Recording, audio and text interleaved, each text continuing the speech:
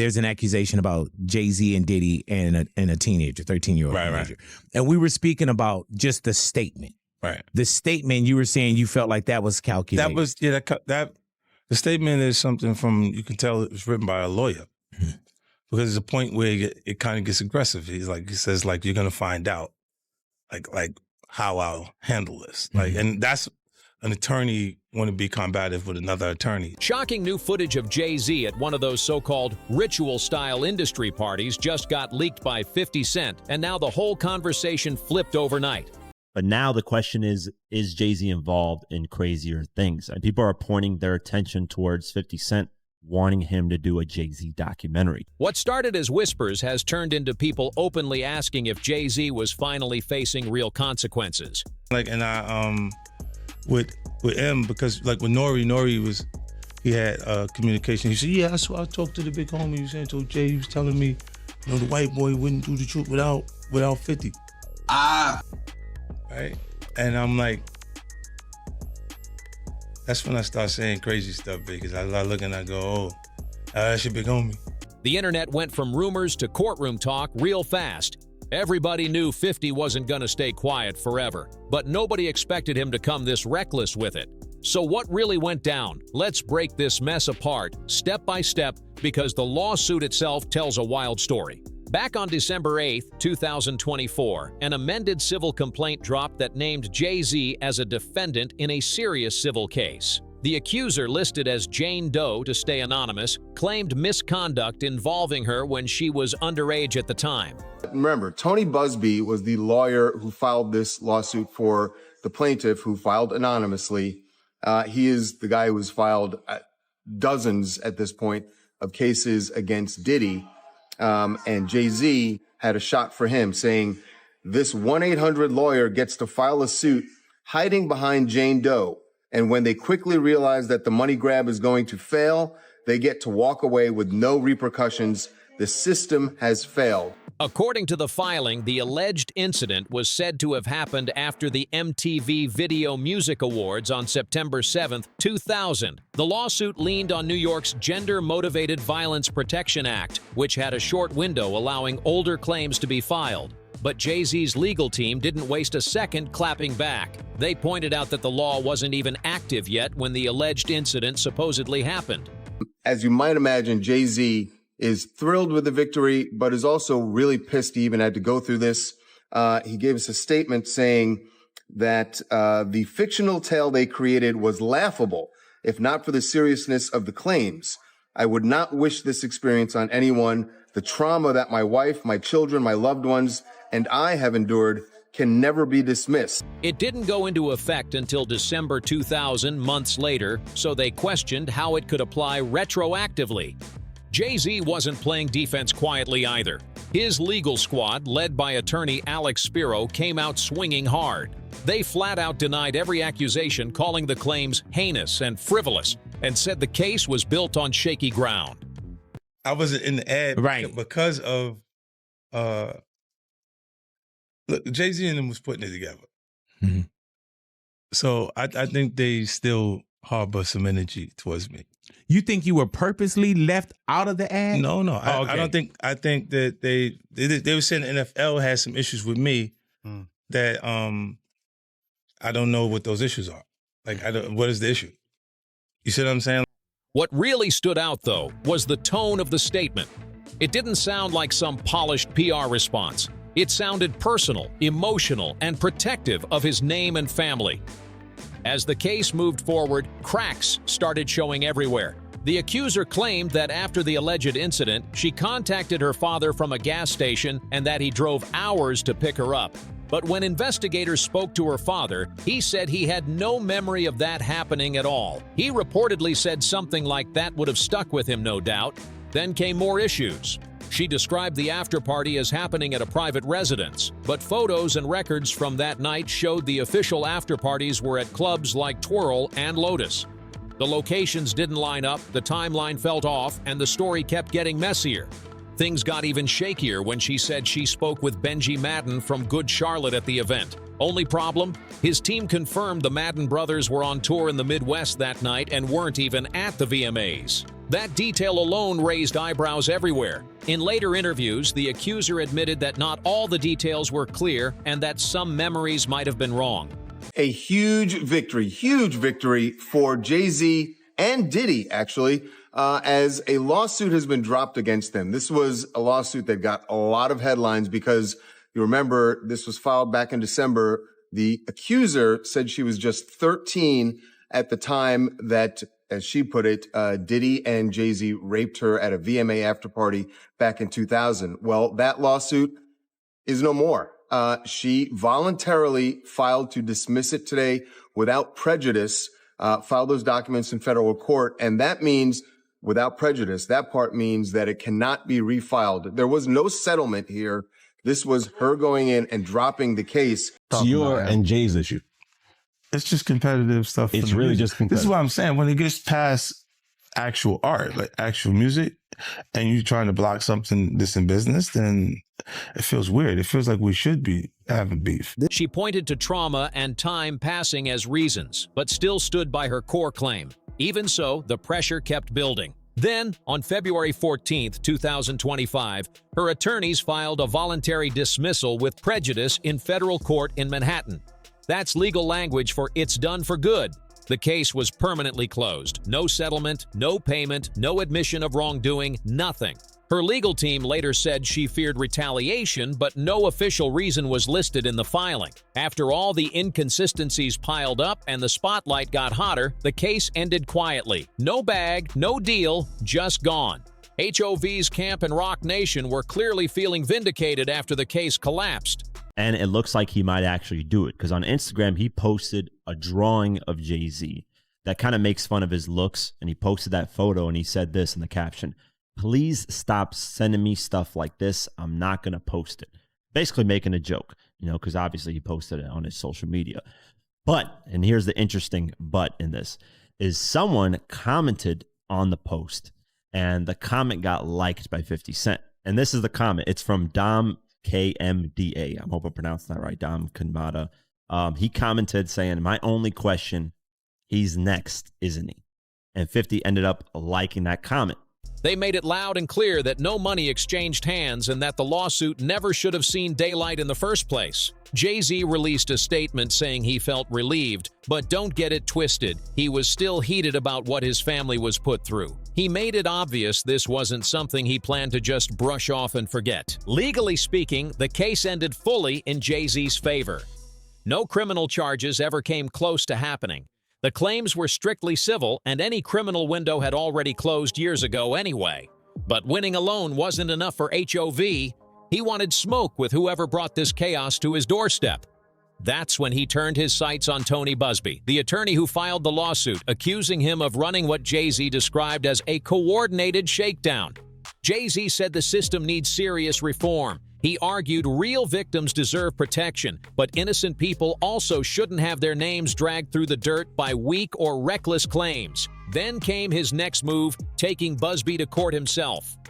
I think there will be something coming, because there's a lot of stuff brewing online when it comes to Jay-Z, and it's only a matter of time before, somebody comes out and says, "Hey, this guy did this guy did that to me." I don't know. I'm not saying he did or did not, but we'll see what happens down the line. After the lawsuit got dismissed in February 2025, Jay-Z didn't just take the W and disappear. Nah, he went straight into attack mode. He came after both the accuser and Busby, claiming the entire situation was a setup meant to pressure him into paying a settlement.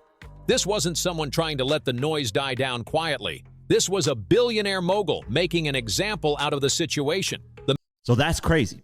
That just, to me, shows that 50 is potentially going to work on something going at Jay-Z. The message was clear. Come reckless, expect consequences. The counterstrike was strategic and hit from multiple directions. The main lawsuit was filed in California, targeting Busby directly. A separate case landed in Alabama, going after both Jane Doe and Busby together. The California case, officially titled Sean Carter versus the Busby Law Firm, was filed in Los Angeles Superior Court back in November 2024. That filing came right after Busby sent pre-litigation demand letters accusing Jay-Z of misconduct. I don't know what's going on, but are we still going to have the Super Bowl? I'm just asking for a friend. Yeah, I'm asking for Kendrick. You know, I'm just trying to figure out if we're still doing everything the way. Because look, they will fall back, but the NFL, they won't necessarily be associated to that. Jay-Z's team says they saw this coming before the amended complaint even went public.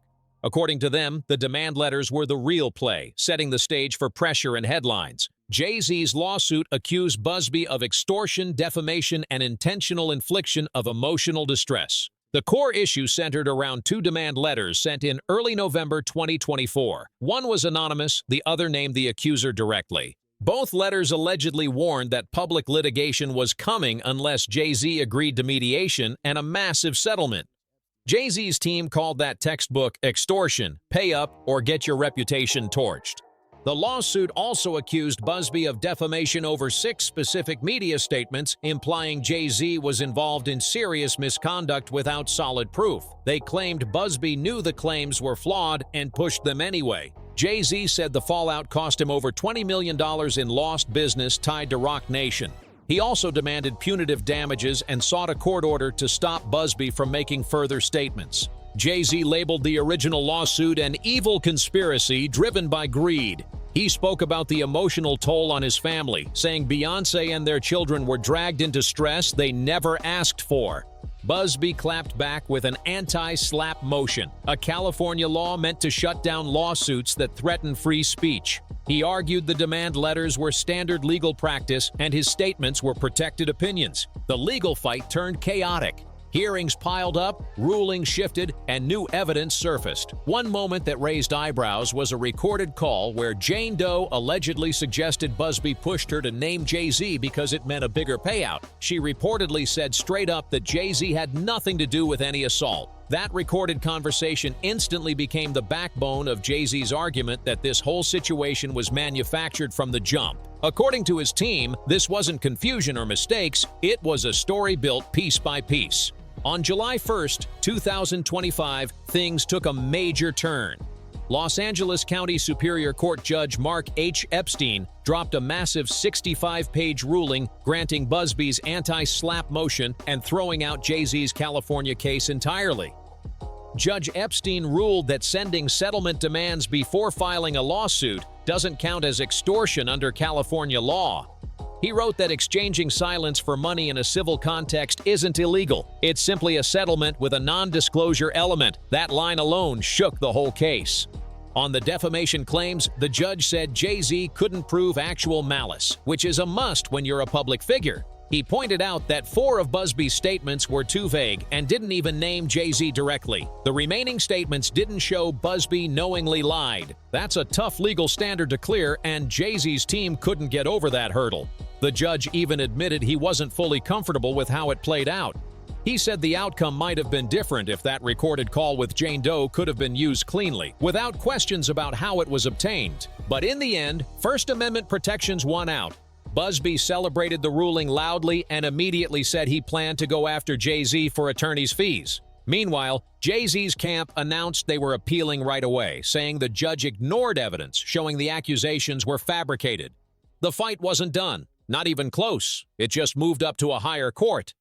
At the same time, another lawsuit was already in motion. In March 2025, Jay-Z's team filed a separate case in Alabama federal court, where Jane Doe is from. This one targeted her directly, along with Busby and co-counsel David Fort. The allegations were familiar, conspiracy, extortion, and coordinated pressure tactics. Jay-Z's team claimed Jane Doe admitted to investigators that the accusations weren't true. As of late 2025, that Alabama case was still active.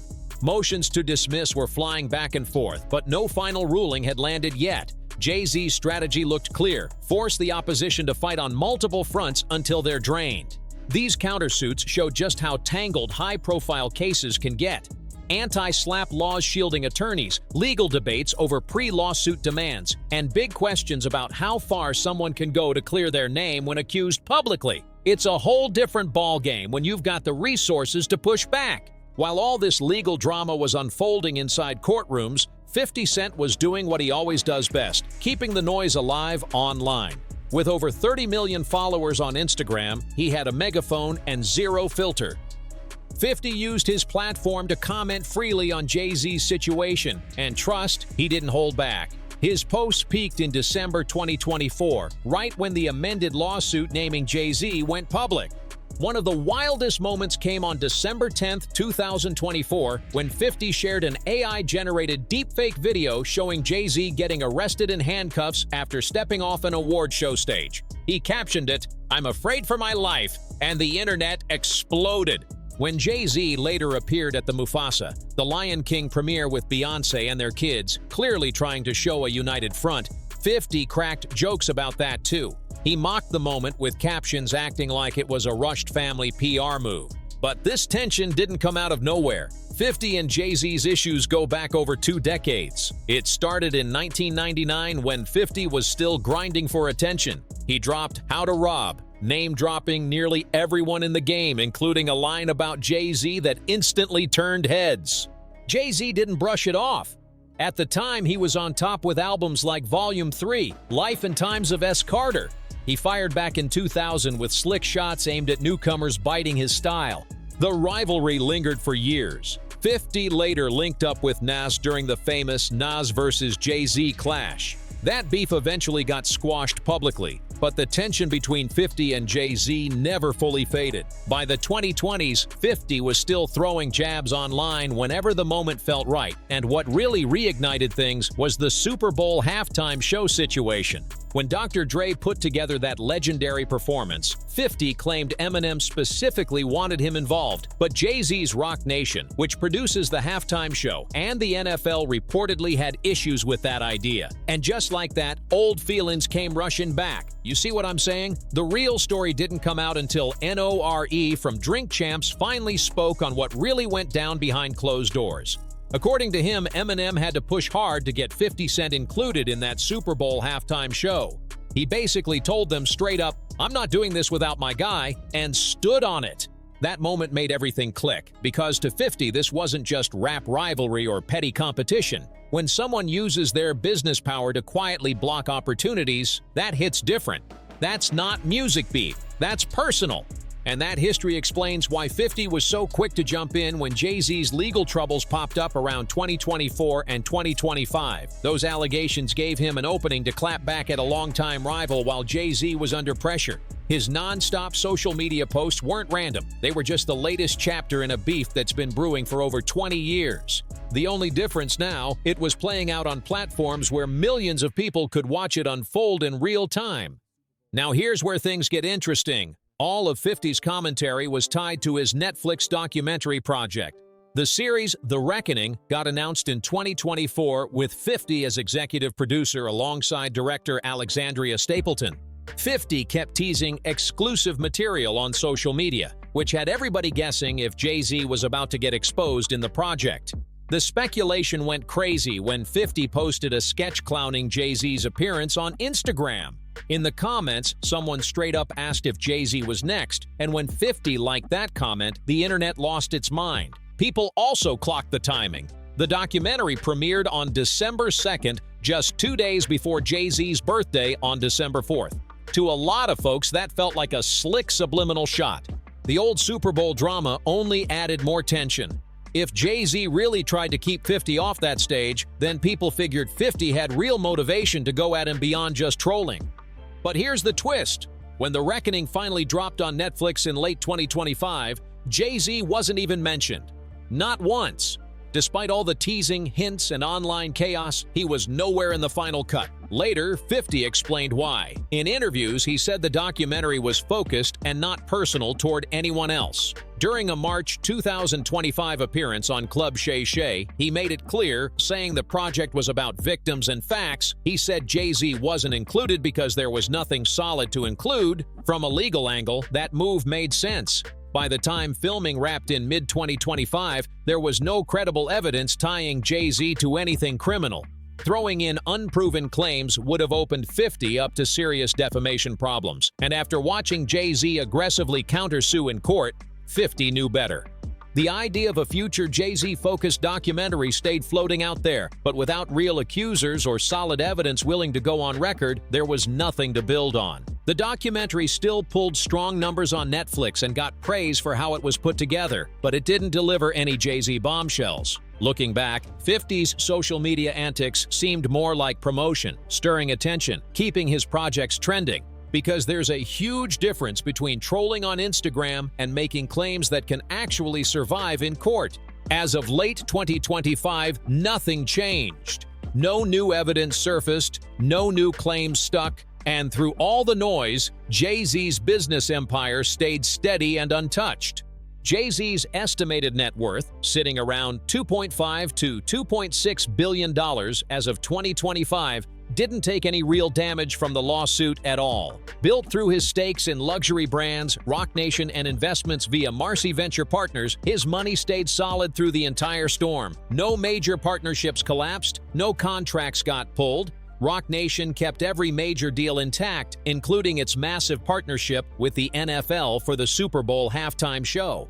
That multi-year NFL agreement, signed back in 2019, stayed fully active even when social media started screaming for the league to cut ties once the allegations surfaced.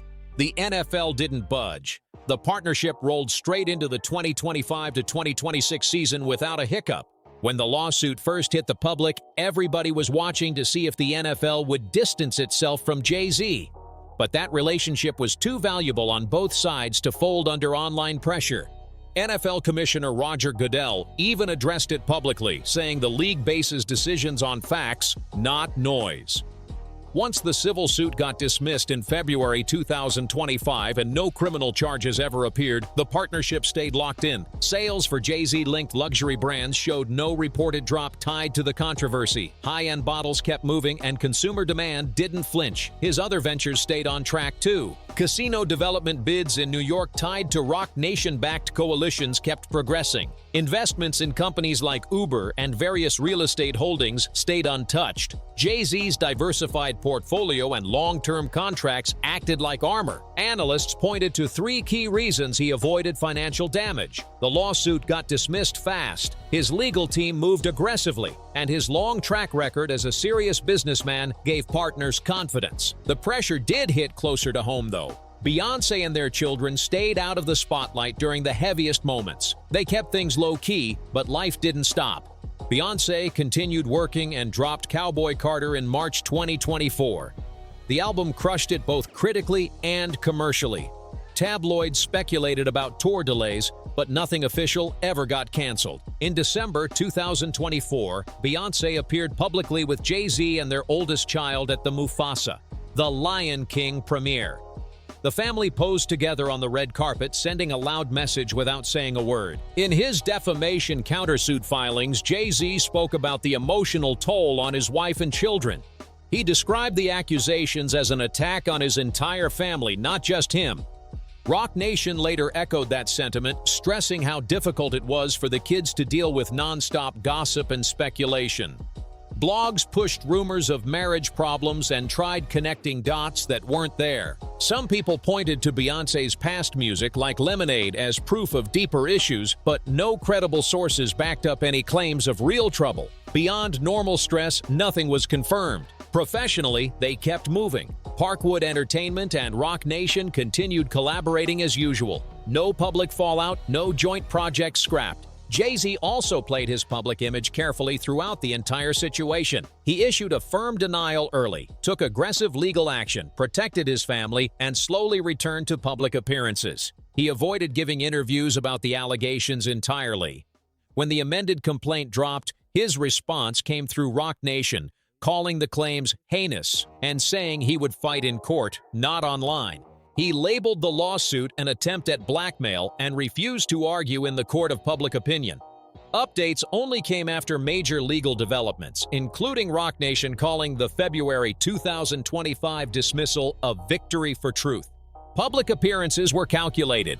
No messy press runs, no emotional sound bites, just control. And it worked.